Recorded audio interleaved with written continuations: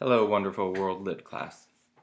Right now we're in the middle of our Myth a Day project or activity, and you know that in this unit we've really been spending more than one day per myth, but right now we've been talking about heroes. We talked about Hercules, who is the greatest hero of Greece, and we talked about how a lot of his traits might not really be things that we would see as heroic today.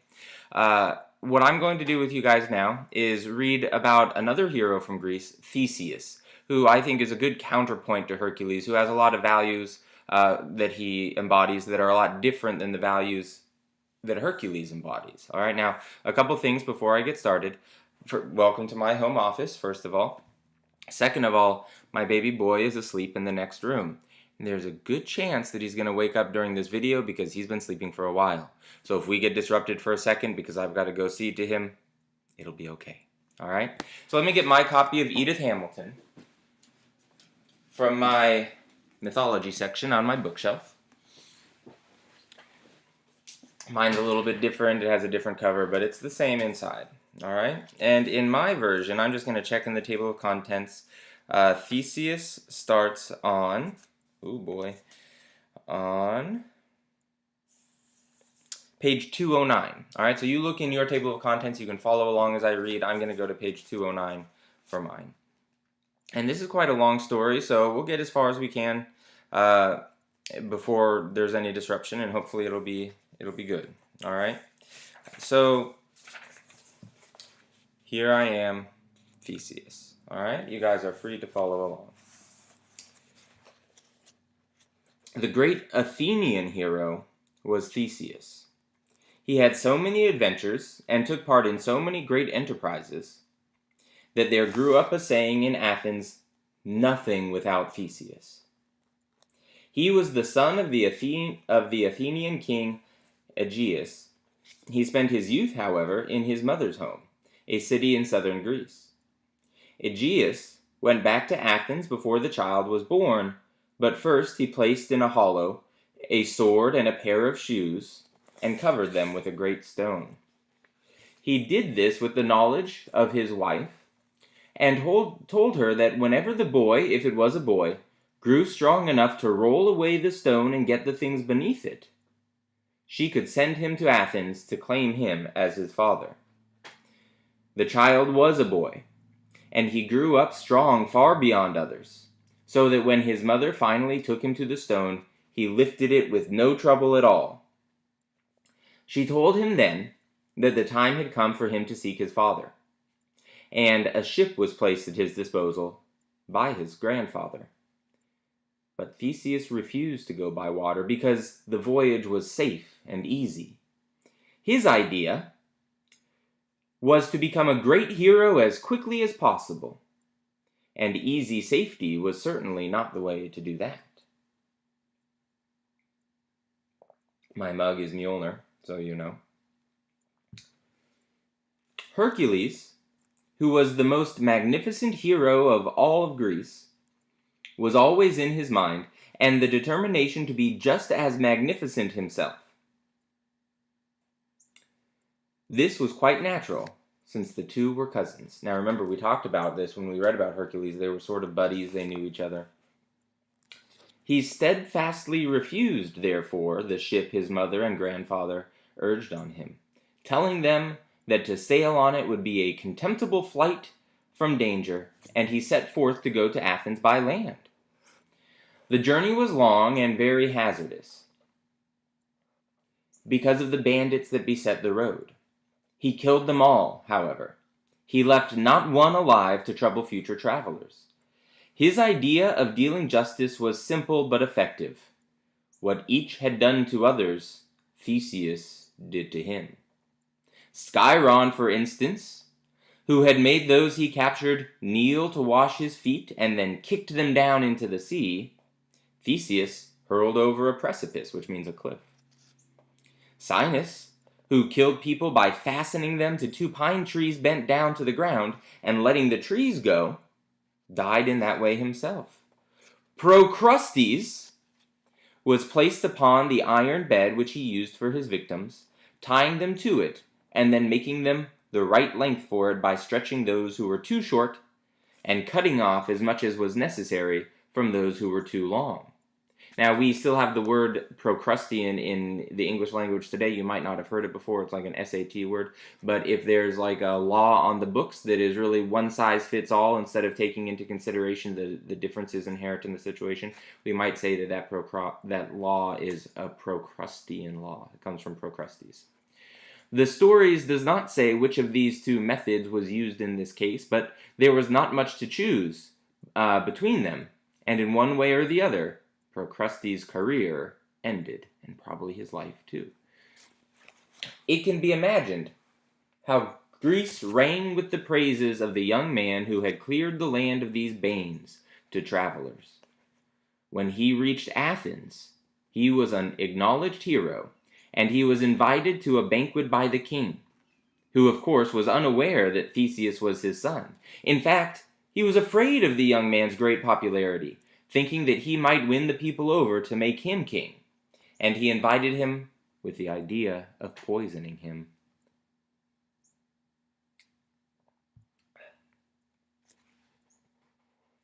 The plan was not his, but Medea's, the heroine of the Quest of the Golden Fleece, who knew through her sorcery who Theseus was. She had fled to Athens when she left Corinth in her winged car, and she had acquired great influence over Aegeus, which she did not want disturbed by the appearance of a son. But as she handed him the poisoned cup, Theseus, wishing to make himself known at once to his father, drew his sword.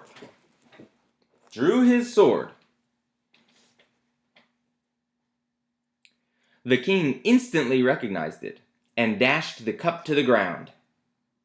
Medea escaped, as she always did, and got safely away to Asia.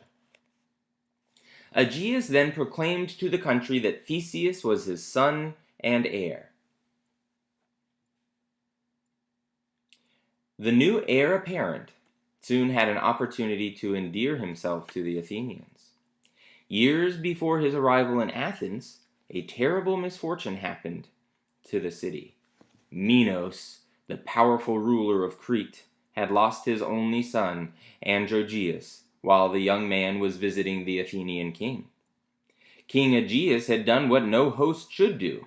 He had sent his guest on an expedition full of peril, to kill a dangerous bull. Instead, the bull had killed the youth. Minos invaded the country, captured Athens, and declared that he would raze it to the ground, unless every 9 years the people sent him a tribute of 7 maidens and 7 youths. A horrible fate awaited these young creatures. When they reached Crete, they were given to the Minotaur to devour. The Minotaur was a monster, half bull, half human, the offspring of Minos' wife, Pasiphae, and a wonderfully beautiful bull.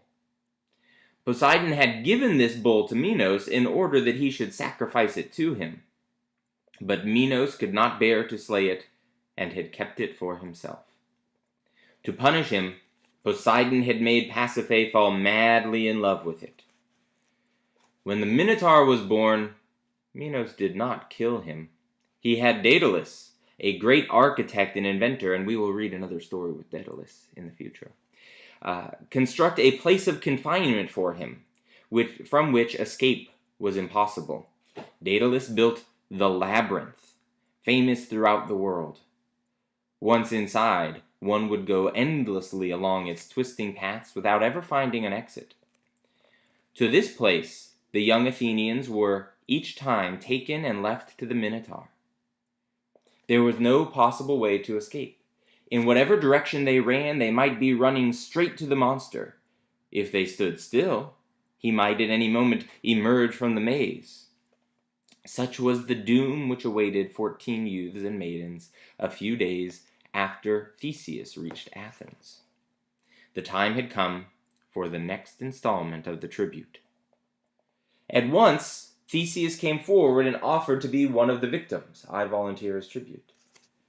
All loved him for his goodness and admired him for his nobility. I guess it's 3 fingers, right? I volunteer as tribute. But they had no idea that he intended to try to kill the Minotaur.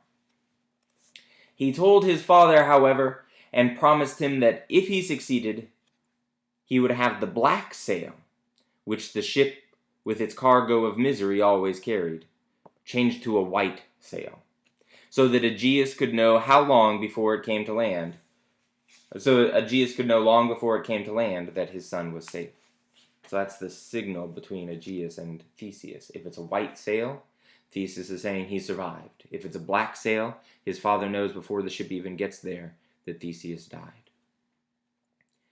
When the young victims arrived in Crete, they were paraded before the inhabitants on their way to the labyrinth. Minos' daughter, Ariadne, was among the spectators, and she fell in love with Theseus at first sight, as he marched past her. She sent for Daedalus and told him he must show her a way to get out of the labyrinth. And she sent for Theseus and told him she would bring about his escape, if he would promise to take her back to Athens and marry her. As may be imagined, he made no difficulty about that, and she gave him the clue she had got from Daedalus, a ball of thread which he was to fasten at one end of the inside of the door and unwind as he went on. This he did, and certain that he could retrace his steps whenever he chose, he walked boldly into the maze, looking for the Minotaur.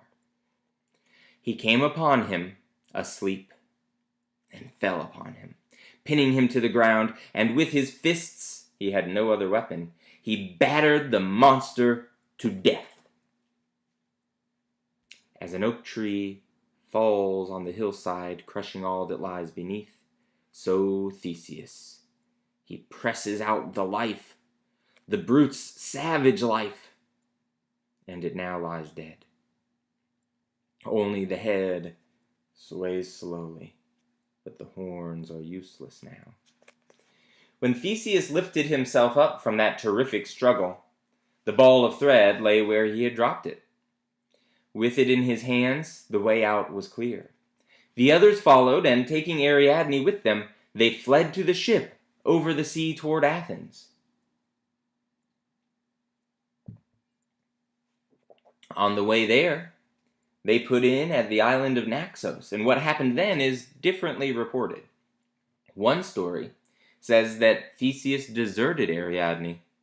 She was asleep, and he sailed away without her. But Dionysus found her and comforted her. The other story, the one which we're going to favor in class, is much more favorable to Theseus. She was extremely seasick, and he set her ashore to recover while he returned to the ship to do some necessary work. A violent wind carried him out to sea and kept him there a long time. On his return, he found that Ariadne had died, and he was deeply afflicted.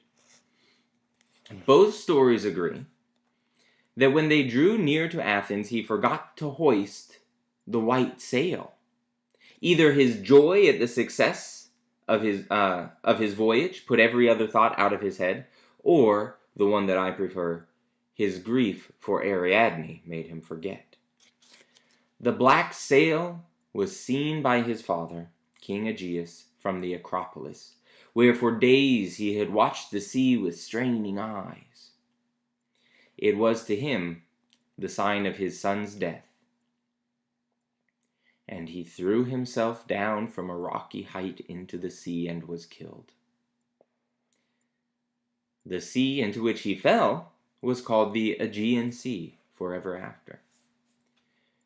So Theseus became king of Athens, a most wise and disinterested king. He declared to the people that he did not wish to rule over them. He wanted a people's government where all would be equal. He resigned his royal power and organized the Commonwealth, building a council hall where the citizens should gather and vote. The only office he kept for himself was that of commander-in-chief. Thus, Athens became, of all earth's cities, the happiest and most prosperous, the only true home of liberty, the one place in the world where the people governed themselves. It was for this reason that the great war of 7 against Thebes, When the victorious Thebans refused burial to those of the enemy who had died, the vanquished turned to Theseus and Athens for help, believing that free men under such a leader would never consent to having the helpless dead wronged. They did not turn in vain. Theseus led his army against Thebes, conquering her, and forced her to allow them to be buried. Now, and this goes on into another story that brings in another hero, or tragic hero, that we'll read about later in this year, Oedipus. And I don't think we need to go too much into Oedipus and what happens from here on out. So this is where we're going to stop the story of Theseus, even though it goes much longer in the book, because I really want to focus on what we know about him up to now, right? We know that he is he's strong and powerful, but unlike Hercules, he's not headstrong. He uses his wits. He uses this strategy that he's given from Ariadne. He uses his gifts that he's given. Whereas we'll read other heroes in the future who maybe have more gifts or whatever. But he uses his resources to be successful. He uses his wits. He has a strong moral center. He wants to get rid of injustice. He wants to get rid of the bandits. He believes in what's best for the people. But he still has tragedy in his life. So he's a really great figure. He's a good counterpoint to Hercules, who is headstrong and rushes in without thinking. Theseus is the opposite, right? He uses a plan, and he's very selfless. So we're going to stop there for today, and we'll have a bit of a conversation about these two heroes and the different heroic qualities that they show us. So great job. I'm going to go ahead and stop now, and we'll continue with our class discussion. Oh, and Nico didn't cry this whole time. He must be very tired today. He's a good boy.